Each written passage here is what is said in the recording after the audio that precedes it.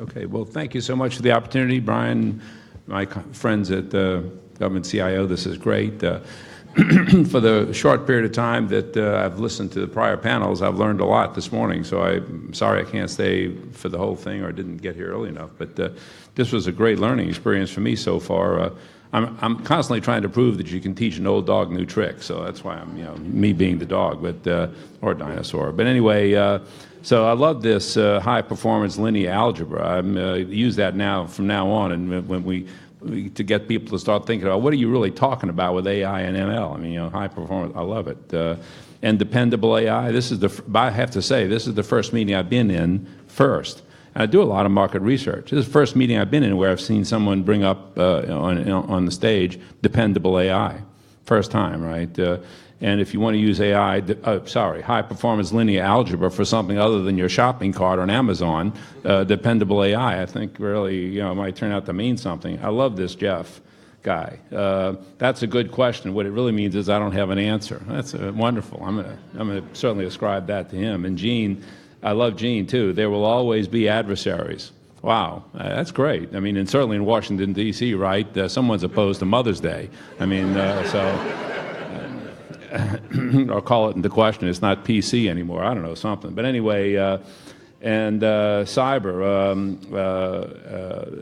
validating software, and Gene Yang's work and research on validating software, tremendously important. And Shannon, I love her attitude here, bemoaning the fact that some bosses, and I hope this isn't me or anybody in earshot of me, says, well, we just don't do that here. I think in our program, we do it, and we'll talk about that a little bit. Hopefully I'll get to my closing slide, and we'll talk a little bit about, we are trying to do new stuff. But I would add to that, though, although you'll never hear me say we don't do that here, what you will hear me say is, great, let me hear the business case. Or the use case, at least. So that you might hear quite a bit.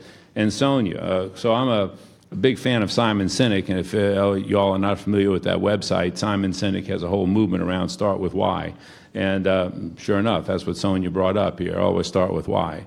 And it's, I think, a great thing. Anyway, I don't know, I just love the meeting, and I thought I'd run through all that for no good reason. But anyway, so if we can go to the next slide, it's a great session, at least from my perspective. So I'm going to run through here sort of our plain vanilla thing. Feel free to interrupt me with questions as we go through it.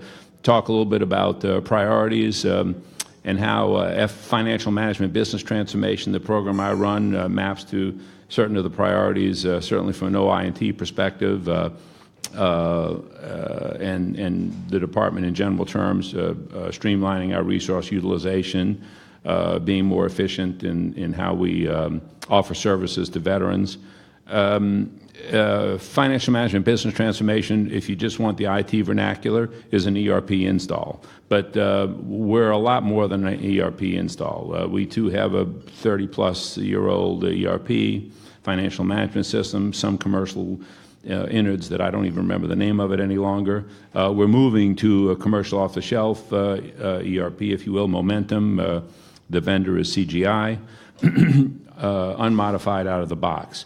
However, we're doing a lot more than that. And I would say, if any of you are into product management, and quite frankly, for you who are fans of ITIL and go all the way up to the very uppermost levels of ITIL, where ITIL begins to talk about a business service, you could begin really to think about FMBT that way, where we're actually offering to the Department a finance and acquisition service.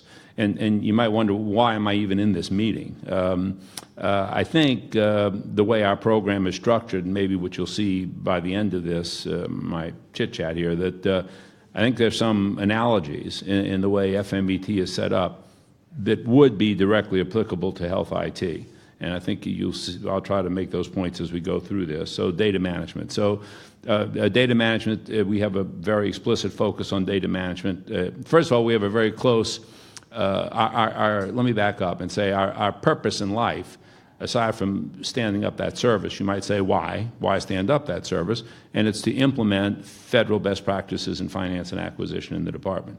So yes, an ERP install is necessary. Our current ERP cannot be made compliant with the Data Act. It's too old. So yes, there are IT dependencies under that, but parachuting a computer into the department is not our end game. It's standing up federal best practices in finance and acquisition across the department. And so data management is a big part of what we're doing, both, I'm going to say initial load and ongoing transactions. So we've accepted, as I said, commercial off the shelf out of the box. We've accepted the data model in Momentum. We call it IFAMS, that's just our name for it, as the gold standard for finance and acquisition data in the department. That said, all of the feeder systems and all of our work now is focused on mapping all of that data we currently have to that gold standard, and then figuring out, one, for the initial load, what are the conversion routines and cleansing we have to go through for the initial population of the new system, and then number two, what are the edit rules and or even in feeder system refactoring we have to do for ongoing transactions to be compliant with that new data model. There are about 100 interfaces that we are dispositioning, and we'll come to that later. Migration to the cloud, slight misnomer. We're not migrating really to the cloud. We are in the cloud. We started off in CGI's commercial cloud, and for economic reasons, CGI has done a great job for us. But for economic reasons, we're actually moving to one of the VA enclaves in either Azure or AWS. So I think it's going to wind up being Azure. That's an economic driver, and maybe I can elaborate on that as we go on or in Q&A. Improve cybersecurity. Well, checklists are important to us, but we are religious about them. So none of us are, to Shannon's point, none of us are foolish enough to believe that papering the wall with checklists is going to make us secure. But what we do is, as best we can put our hands on, that constitutes a best practice for us. So one, we're religious about adhering to them, and two, all those are built into our program timeline. So we use Scrums by implementation wave, and all dependencies are in the Scrum, including the authority to operate in any of the other aspects of cybersecurity necessary to hit a go-live date. Digitizing our business processes. Along with data management, the other key aspect to our program is, I would say, massive investment in business process reengineering on the front end of our program. So we have business process reengineering orchestrated by functional area in the commercial solution in IFAMS. So budget formulation to execution, request to procure, procure to pay, et cetera, et cetera. There are actual 9 areas like that. The last one, BI, is spread across all the other 8. So there's a business process reengineering focus on each of the 8 with BI mixed into it. Out of that comes system configuration. So with the hundreds upon hundreds of end users that participate in those BPR sessions, we do fit gap analysis and make configuration decisions for the new system as to how we want that new system to operate. No code change. There is no code change to the COTS product. We have identified 7 gaps which are we cannot remediate through configuration. So they will require coding. So we gave that code to CGI, and CGI will now incorporate those into the next commercial release. So again, there is no unique VA version, nothing that we're doing to make ours different than their mainstream production product. Decommissioning legacy systems, there are about 100 interfaces into the current financial management system. We have those divided by waves. Wave 2 has about 20 of those 100. Each interface gets 1 of 3 dispositions. It's either going to be turned off because IFAMS now does that thing entirely. It's perfect the way it is, and so we just need a new IP address in there to point it from the old thing to the new thing. Or third, and most interesting, the feeder system is not perfect the way it operates right now, and some degree of refactoring is necessary on it, in addition to repointing it to the new thing. And I'm going to come back to that on my last slide with opportunities for innovation here, not in the COTS product, but in other aspects of the program. And we can go to the next slide. So some of the important aspects from standing up a finance and acquisition service for the department: reduce costs, reduce audit issues, reduce administrative burden. So we've had some, if any of you know IT Cadre, it's a company that does visualization of complex issues. We've had them come in and do a 2B and, an as-is and a 2B version of the entire FMBT program. After all that analysis, you can see what was manual in the as-is state and what remains manual in the to-be state. There's a dramatic difference. A lot of the manual processes go away, but not 100% of them. And again, with those manual processes that don't go away, I'll come back to where there's some opportunities for innovation when we get to the end here. Standardize, integrate, and streamline financial processes. So in these BPR sessions, we have the representatives of all the end-user administrations, VHA, VBA, cemeteries, major staff offices are all in the BPR sessions. They all have to conclude, well, the workflow we're going to do is this way. And yes, we all agree we're going to configure the system this way. So understanding the system, helping end users understand what their new workflow will be, and configuring the system to operate that way are all products of the BPR. And again, I want to stop here for a second to say, by way of analogy, a rhetorical question on my part, maybe you all know that there's a lot of this or not much of it in my career, not much. How much of this kind of BPR do you all see in other large IT initiatives? This is huge for FMBT, where again, our end game is federal best practices in finance and acquisition. It's not to install an ERP. And without that BPR and without data management, we would not have a prayer of doing what I just said by hoping everyone spontaneously comes to understand their new workflow without objecting and without failing some UAT in the process, by the way. Automate business processes, I just talked about that. The edit checks, well, where do the edit checks need to be? This is now not for the initial population, but well, we're going to load the system through the application anyway, so some edits will fire off. But during operations of the system, where do those edits need to be? Those edits, you need to think about that topology of edits, if I can call it that, from all the way back to in Momentum itself, in middleware, or at the end-user device. And if you think about workflow and implementing federal best practices in finance and acquisition, you can begin to think, well, where do I need those edit rules to fire off? If this is a workflow issue that we want some human being to understand, we want the edit to fire off at the end-user device to tell the end user in real time this transaction won't fly, you got to fix it. If we're transforming West Virginia to WV, we can do that in middleware. It's not relevant to an end user, not relevant to federal best practices. We can do that transformation anywhere. It doesn't matter. So there's a topology of data edits here that has to be thought through with respect to standing up those federal best practices in finance and acquisition. Strengthen decision-making. Clearly, I mean, if we get better data, hopefully everyone wants data-driven decision-making, certainly espoused as a goal for everyone. Clearly, cleaner data would help that happen. Real-time data, again, edits that prevent the entry of erroneous data to begin with, et cetera. We can go to the next slide. So hybrid cloud, certainly cloud, commercial cloud for sure, maybe hybrid as we move into, let's say, Azure for the production system itself. And by the way, we're in production right now. We hit our go-live date of March 26. So for budget formulation, the system is actually up and running. That was our forecasted date, which we met. We may, however, for example, put the BI and analytics solution in a different cloud. We're still going through AWS maybe. So we're going through some financial considerations and whatnot. So if we wind up with the production solution in Azure and the other in AWS, if that winds up being the way it is, well, that would be a hybrid cloud. But we're not sure yet if that's going to be separate or not. There are VA environments in both places, however. So from a VA perspective, from that perspective, either is equally good. We have to look at other engineering considerations. Unmodified COTS I mentioned. A strong commitment to APIs, and I'll talk about these other two bullets in a minute. Brian asked that I mention something about APIs. I'm not an expert on Lighthouse. They are another program in the department. We would certainly look forward to the day when we can collaborate with them directly based on their workload. But nonetheless, we're very interested in APIs. So another area where you might want to think about innovation.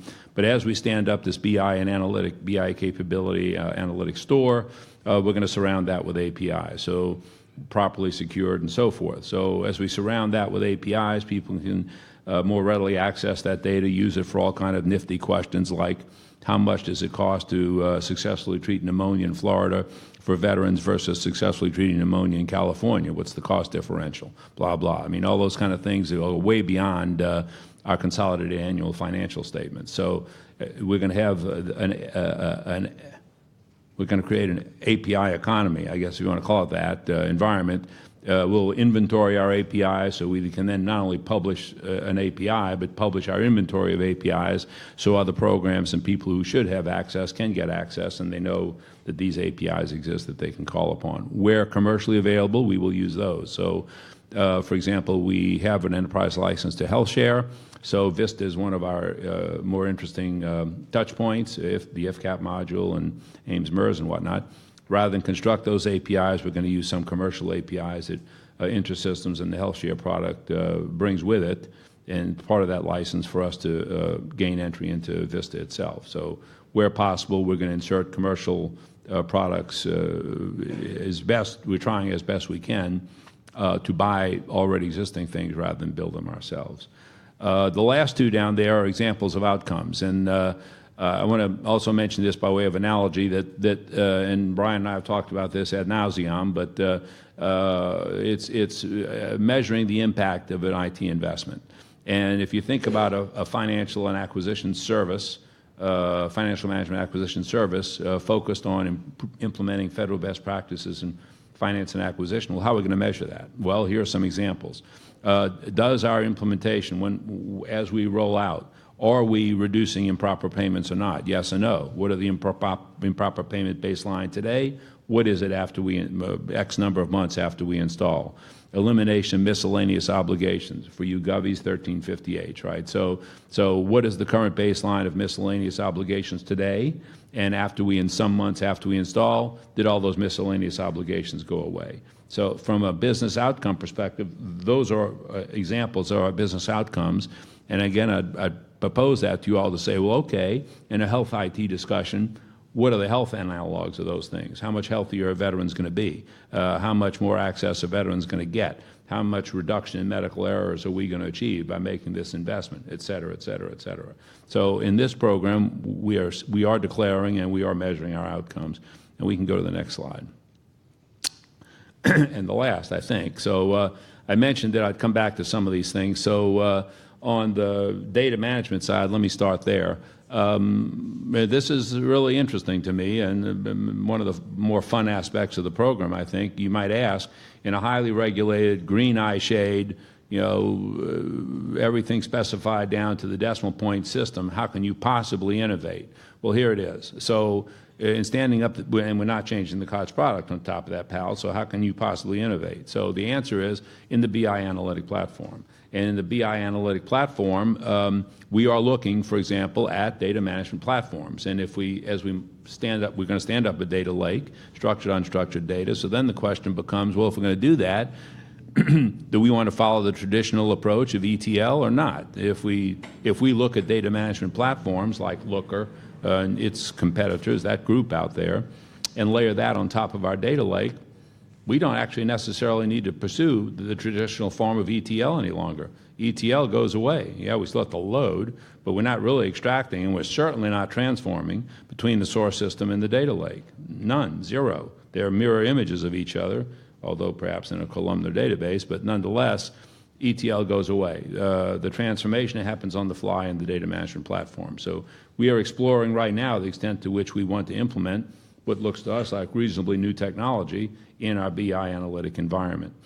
Robotic process automation. I mentioned those drawings from IT Cadre, and they show what's the current state of manual processing and what's the future state of manual processing, the future state being much less. Nonetheless, there is some. Well, rather than thinking about high-performance linear algebra, AI, as a here or blockchain for that matter, when you look at the 2B state of affairs and you see the residual of manual processes there's a here and now opportunity for us with robotic process automation to get rid of those residual or reduce even further those residual manual processes. So if I have to copy and paste a file to that place 5 times a day, I don't really need to do that. I can set up a robot to do that. et cetera, et cetera. There's no stretch of the imagination there. You can watch it execute if you want to. If you want to slow it down, if you speed it up, you don't have to. It's going to put that file over there every time. And you don't have to do any software validation. You don't have to put AI on top of it, by the way. That is unnecessary for RPA to operate. And it's unnecessary for the most rudimentary level of ROI to be achieved without all this mathematical validation of the inner workings of the software. And then lastly, human-centered design. I mentioned in the third category of interface disposition is some refactoring of those systems because they don't operate properly today for the new environment. For example, some VBA systems have non-compliant general ledgers in them. Well, those general ledgers have to be pulled out. Well, in the process of doing that refactoring, there's an opportunity to step back and say, well, okay, what exactly is the financial process you're trying to execute here? What is it you're trying to achieve on this feeder system? Well, maybe we can bring human-centered design into that dialogue instead of requirements generation. Even for you Agile fans out there in the audience, I'd say even skip epics. Why do epics? Why, which is, to me, a short form of writing requirements. Why not go to empathetic observation and use human-centered design right there directly to say, well, we're going to refactor in this thing anyway. What is it you're really trying to do? And let's figure out what your real problem is and bring HCD to the table. So I think my last slide? Yep. All right.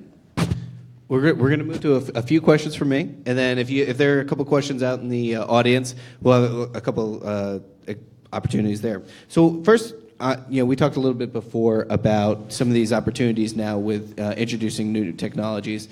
How does that help in terms of bringing new talent into the VA and keeping the right talent who want to work with these technologies? Well, there's an equilibrium in there, and how that equilibrium is going to shake, I don't know exactly. But the smart people you've had on the panel all day, the smart people out there in the audience, we have a certain sense that people would likely be attracted to places that are using avant-garde technology and not stuff from the 1990s. So we believe there would be some force of attraction there for younger, talented people who might want at least a tour through government, if not a whole career in government. So on the attraction side, the equilibrium, though, is such that maybe with these newer technologies, there's some people who've been at the VA long enough that they're no longer interested. Well, fine, they can go elsewhere. So where that equilibrium will shake out, I don't know. But we certainly do believe there will be some positive impact on recruiting and retention of highly talented individuals if they see that programs are open to new avant-garde innovative solutions. So we have a great collection of the different agencies across government today. And you're certainly not the only group working on financial management, business transformation.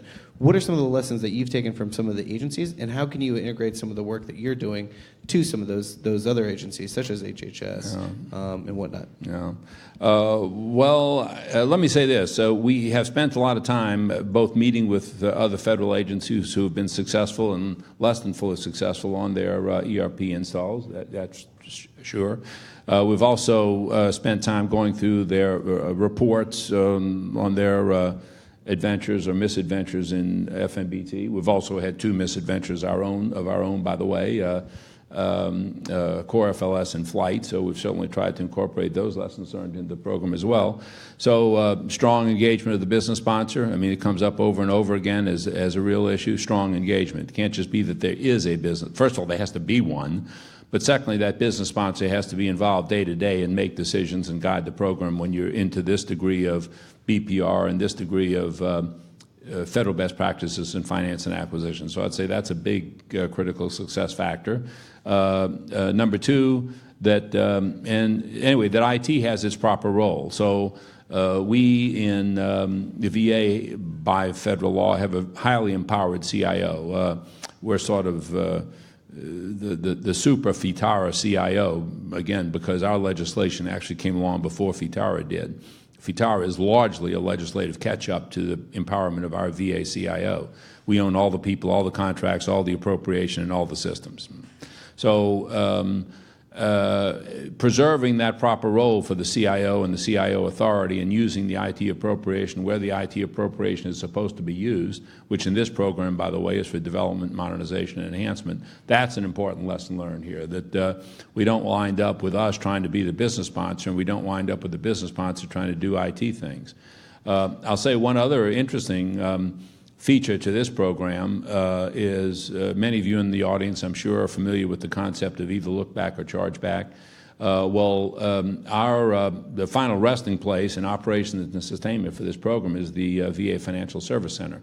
That's a revolving capital fund, working fund opportunity. They do not get an appropriation for operations and sustainment of this system. They will charge VHA, VBN cemeteries for use. So we are going to do not just look back, we're going to be, for operations and sustainment, real no-kidding chargeback.